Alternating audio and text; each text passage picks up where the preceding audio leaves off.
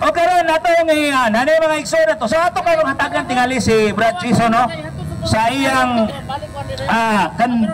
conversion na bisan karon anaa pa siya sa kahimtang karon nga aduna bay kulang nga madawat niya sakramento sa bunyan nga ma-fulfill niya ang pagkakatoliko, no? Paminaw mo mga igsoon kay na ayaw gyud mo balimbalin di tinuan kay uban dinhi na malik na mga pastor pa. Ya kini nag-eskwela ni pastor. 2 years ni eskwela pastor. O kana mga pastor niya ay pabungol-bungol pod. Oh, ibaw biya kog na pastor niya. Dahil Brandison, ako kining hatag kanimo ang microphone aron sa paghatag sa tibok katin-awan o kung sa gyud ang pagtulunan nga imong nakatunan mahitungod sa simbahang Katoliko. So atong hatagan o palakpak si Brother Jason. Mayong hapon, mayong gabi kanatong tanan, no? Nagkalain-lain man ang atong sikta karon apan ang Dios usara. Pero adunay tinuod nga iglesia nga gitukod sa Ginoo. Akong klarohon mga igsoon, nakaagi lang ko theology. Pero dili na mao ang ato ang inisgutan karon. Ang atong isgutan karon, isgutan nato ang ato ang prinsipyo sa pagtuo. Kay kung ang imuhang prinsipyo sa pagtuo mahuyang ang imuhang gituuhan karon. But the Catholic Church or the Roman Catholic Church is lig-on ang pagtuo o usab lig-on pod ang doktrina. Kano nakaingon ko nga lig-on ang doktrina, kung inyong tanahon ang debate kagahapon mura og gyud ang Roman Catholic Church tungod sa referensya o sumala pod sa Biblia. Unsa man nagiingon sa Ginoo, I will build my church. Ang pangutana sa ato ang mga protestante, makapangutana ta kinsa may tinuod o kinsa man ang nagtukod sa tuwa o tinukod ba ta apel kang Kristo.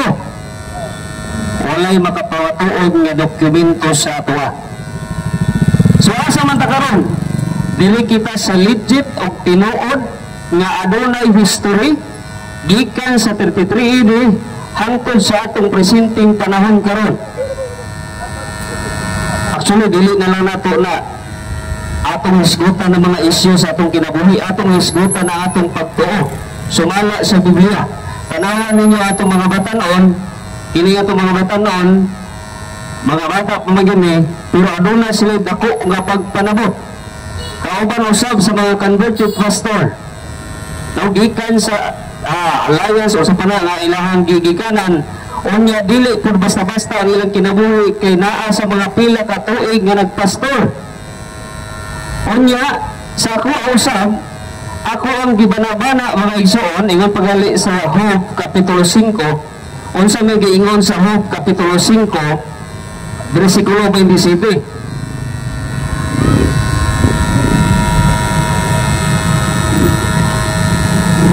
Ingon niya sa Hope 5:27, nakapuna na mo kini tapos sa dugay pagtuon matuod kini busa dawata kini alang sa imong kaugalingon.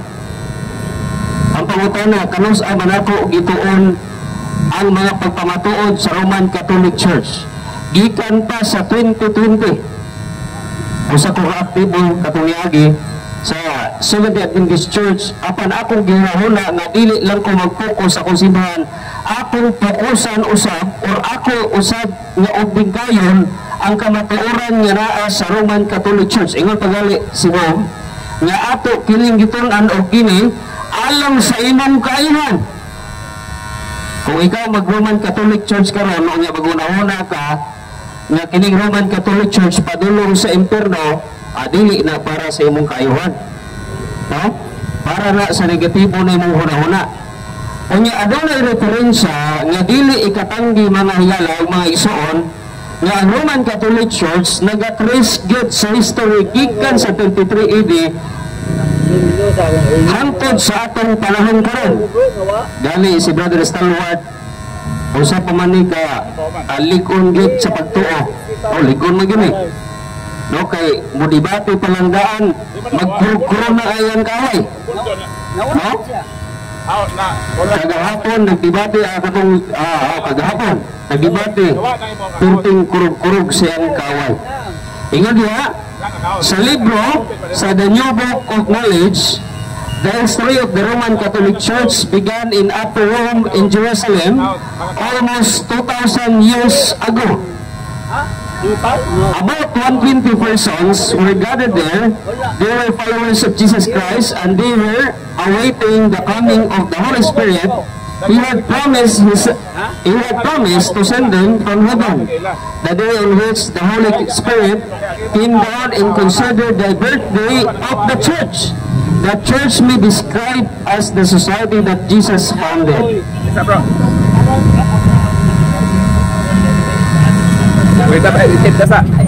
Bagi asa. Oh.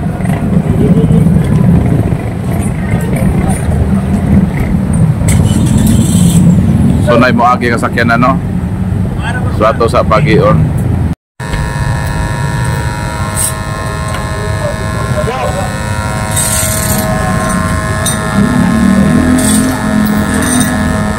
Sa pagpadayon, akong balikon ang libro nga akong gibasa ganiya.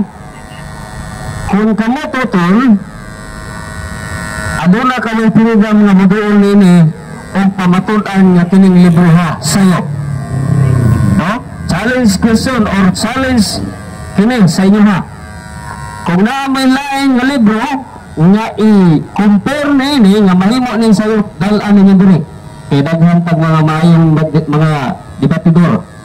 Akong basahon nini balik. Dahil diri sa libro sa The New Book of Knowledge. The history of the Roman Catholic Church began in Upper Rome in Jerusalem almost 2,000 years ago. Unsa naman ang tuig karon? 2025. Ingon sa libro, almost 2,000 years ago. Ya pangutana, kanus ama na hinugso o ng tungha agoban nga mga sita. Unya, ingon pagali diri sa the Philippine, a unique nation. Diri sa page 122, nga gitituluhan ginig our Spanish heritage. Christianity is Spain's greatest legacy. The greatest legacy of Spain to Filipino people in Christianity, especially the Roman Catholic religion. Strangely, this religion was Asian in origin, being founded by Jesus Christ in Palestine. So naay mga libro nga nagpamatuod. Ang hagit sa Roman Catholic Church, pagdalamog libro nga nag-ingon nga ang Roman Catholic Church founded sa lain nga tao or lain nagtukod, ipakita na. No? Actually, dili man ko official Roman Catholic Church, pero akong gidawat kay unsa pa man akong lanayan. Kay kung maglanay-lanay ka, basin maapsan ka sa kamatayon. Kung ako maapsan ka sa kamatayon, basin dili nung ka maluwas. So daghan og nagpamatuod, mga libro, mga istoryan, unya sa daghan nga mga debate wala na napamatudan. Gani agaan lang tamog mga pipila ka mga punto, mga higala. Nga ingon diha si Apostol Pablo sa unang Korinto 11:18 o 19 nga adunay nagkabahin-bahin kaniyo ingon nga simbahan. Ingon ra nga simbahan. Ganong ingon man nga simbahan kay di man sila tinuod nga simbahan. Unya ingon diha maayo kini alang makita aron makita kung kinsa gayud ang tinuod kaninyo. So na ay tinuod na ako'y pikit. Unya ingon diha sa balaan nga kasulatan Hebrew chapter 12 verse 2 nga si Jesus Christ mao ang atong founder and perfecter of our faith. Kung founder siya sa faith, unya siya pagid ang perfecter sa atong faith, unsa man ang gibuhat sa atong Ginoo. Ingon diha sa Matthew 16, I will build my church. O ang kini nga simbahan hangtod sa katapusan nga panahon, hangtod sa mga kapiglan, iya kining pagaubanan. O pagaubanan sa Ginoo, dili kini mabuntog bisan ang kamatayon. So ang Iglesia ni Cristo na nag-claim nga ang Iglesia na talikod, Romeos ka na. Nganong matalikod man nga nag-ingon nagali si Cristo nga dili kini bisan ang kamatayon, dili makabuntog niini. Unya kung si Cristo gali ang ingon, dili gyud sa mapugnan. Unya, diha sa kining sa balaan nga kasulatan nagingon si Kristo diha sa Mateo 28:20 nga panglakaw kamo og hinuang tinun-an ang tanang kanasuran sa wala pa ang protestante kinsa man ang nanglakaw og nagwalay sa maayong balita. Diha sa balang kasulatan ang maayong balita nakaabot sa Spain. Ang pangutana unsa nga religion ang ginawali sa Espanya pag-abot diri sa Pilipinas. No, tagain mig dokumento ninyo nga Iglesia ni Cristo ang nagwali diri panahon sa Espanya. Bisan ang uban nga mga simbahan, bisan ang Saksi ni Jehovah o uban pa, di na nako mention kiterding daghana na mga kung kamo na kung amo adunay ipasakupan karon pamatud ninyo nga kamoy na adto diri sa Pilipinas og nagwali panahon sa kolonisasyon. Unya ingon pagyud ang dalaan nga kasulatan Ephesians chapter 2 verse 19-20 nga build on the foundation of the apostles and prophets and Jesus Christ. So kung gibuild siya strong foundation, unya ang akong dako nga hagit kaninyo tun-in ninyo ang pagpamatuod sa Roman Catholic Church. Kay kung dili niyo ba dili niyo tun-an, mahitabo nga magsige na lang mo og theory. Unsa man ang theory? Nga haka-haka, kuno-kuno nga ang Roman Catholic Church nagsimba og libulto, haka-haka man na. Walay laing nga nag-ingon nga ang libulto Dios or kining mahal nga imahin sa Roman Catholic Church nga Dios. Only the Protestant. No, ang Roman Catholic Church wala gyud nagkining naghuna-huna nga ang libulto or kining imahin is Dios. O kung mangutana mo unsa itubag, pangutan kay mutubag sa tinud-anay ang Roman Catholic Church nga mao ang true church karon. Actually daghan man tag itestimony apan daghan pa man dibag istorya. So ako na lang ning ihatag sila ang pagpadayon. So ana tong challenge. Kung mali kini nga atong libro, pagdala mo libro nga ang ikasumpati nini o mahimong mali ang baruganan sa Roman Catholic Church. So salamat Brad Jason, bisag tuod no, dili pa siya fulfill nga Katoliko, pero mitindog na siya daan aron pagpamatuod nga ang simbahang Katoliko may tinuod. Oposita sa ato open forum. Kumudawat ka open forum, doon ay mga tanan nimo. Nag-eskwela pagka-pastor sa Seventh Adventist Church, Brad Jason Mantos. So, mangutana o kato po mga non-Catholic, welcome po nga mangutana sa affirmatibo ng Brad Stalwart. So proceed. Tulo ka pangutana. So, Pastor Claudio, andam ka na sa pagtubag sa tulo ka mga pangutana sa matag tigpangutana. Ining dialogo sa pagtuo. Proceed sa imong unang pangutana. Sa di pa ko mangutana ato ning klaruho ng simbahan. Kay basig kolorom ni ba o ay simbahan. Unsay simbahan ani Sir Paul, ato lang klarohon. So pwede ba Pastor Claudio imong itugan ang imong tinuohan kung unsa para maklarify nato ni kung unsa ka? Maayong pagpamutana ninyo Sir Paul kay kung unsa ang tinuohan kay iyang ipamutana simbahan man. So mali man ito pagpamutana. Ang ako ang tinuohan Iglesia ni Cristo nga mutuo nga si Cristo Dios. So klaro na ang iyang tinuohan Iglesia ni Cristo nga motuo nga si Cristo Dios, kay naa may Iglesia ni Cristo nga di motuo. So iyan ning giklaro nga lahi ni siya nga Iglesia ni Cristo, motuo ni kang Cristo nga Dios. So pangutana. Una na ko pangutana, clarification pa lang to para may bala na to nga dili kolorom. Una na ko pangutana, adunay mga tao nga nagtukod og iglesia, una si Felix Manalo 1914, si Mary Eder 1879 og si S. Osofa 1947 o si W. Graves 1943 o si David Whitmer 1876. Pariha nga ning Church of Christ o Iglesia ni Cristo.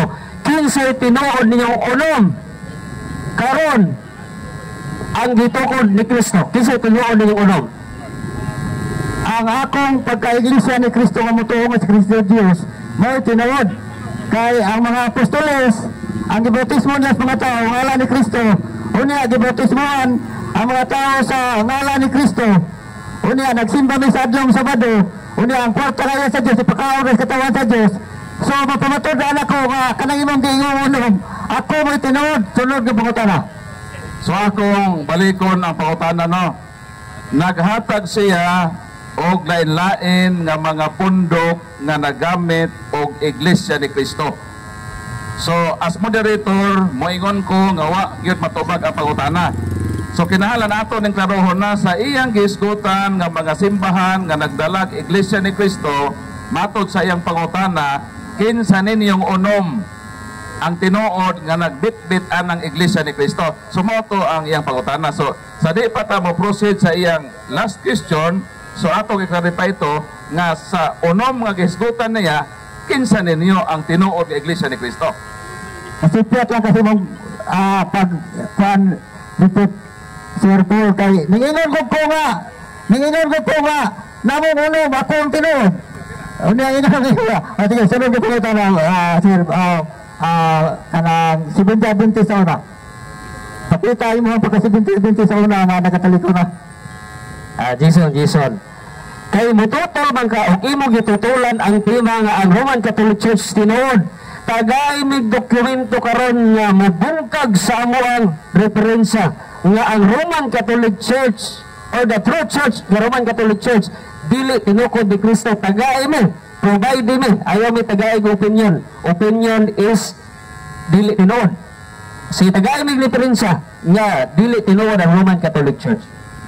Di man ko ang referensya kay Biblia mo akong isaligan, pero bubuon ko na inyong Katoliko pinagis Biblia.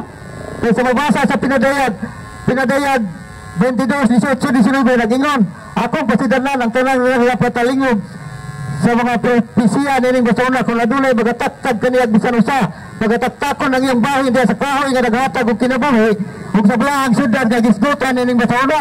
Ug kung nadulay kanang dugang sa mga propesya nining basona, igadugang sa Dios sa mga hampak nga gisgutan nining basona. So walay kapuswala lang inyo ang referensya pinagi sa mabasa sa Biblia. Sunod na pangutana. So di na to mapugos but Jason nga mutubag o ignore ng ebidensya kay iya maputong katungod. So alang sa imong last question. Last question kay mo ako mayog ka nga gipinukod mo ni Kristo. Og imong simbahan tinuod dili ang Iglesia Katolika. Karon kay gitukod man mo ni Kristo sa 33 AD kung mao na imong claim. Nagkita ba mo ni Kristo sa panahon sa Mateo nga nagtukod siya sa iyang iglesia? Nakita mo wala? Last question. Ang akong nakita, sumala sa sulat. Kaya gisulat, aron hibawan sa tanan, sumala sa Roma 15:4. Nagisulat ang Biblia para mabasa sa tanan. Unya, naabot rin, nakabasa ko, nito ko. Unya, mabasa sa kanang 2 Corinto 4:13. O kami usab nakabaton sa Espiritu sa pagtuo, basta kami musulti. So sila usab nakabaton sa Espiritu sa pagtuo, basta sila musulti. So ako karon musulti tungod kay mutuo man ko nga ako Iglesia ni Cristo. So sunod na pangutana.